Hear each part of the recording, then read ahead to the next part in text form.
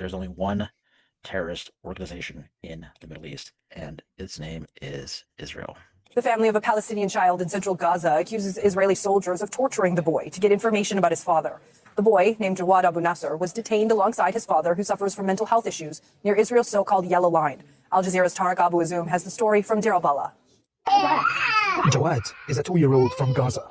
Doctors believe these burns have been caused by cigarettes and the wounds on his legs from a sharp object. Jawad was reunited with his family in Al-Maghazi refugee camp. Hours after witnesses say he and his father were detained by Israeli forces. His family says there was blood on his clothes.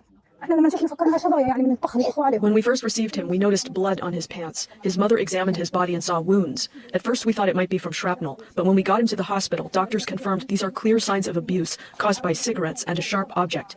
The wound on his leg has both an entrance and an exit, and now you can see his condition. On March 20th, Jawad was with his father Osama Abu Nasser in Al-Maghazi. Witnesses say they were detained shortly after approaching Israel's so-called Yellow Demarcation Line. This is the area where Osama Abu Nasser was last seen carrying his son. Israeli forces are deployed here. We rushed to reach him, but came under fire from tanks. He was detained by Israeli troops behind that hill with his child, while ground forces fired at us to push us back. For hours, his family had no information about their whereabouts. 10 hours later, a call came from the Red Cross asking the family to collect their child. Jawad was returned alone. He was taken to Al-Aqsa hospital where medical teams documented signs of abuse. Osama Abu Nasser is now in Israeli detention.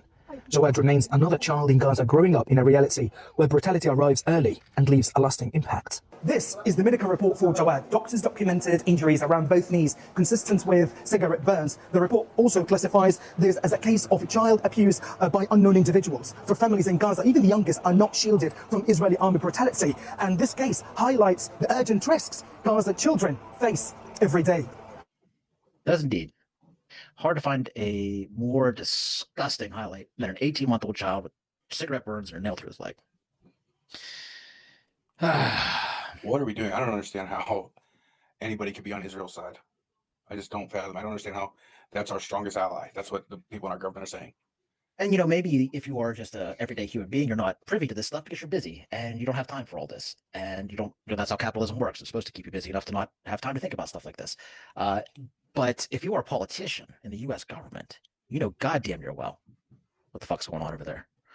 11 of them, 11 detainees were released from Israeli detention and transferred to a hospital. It was more than just the child who had reports of abuse. But the child obviously is one of the sickest ones. The UN Special Rapporteur Francesca Albanese said on Monday that Israel has systemically used torture against Palestinians since October 2023, using torture as a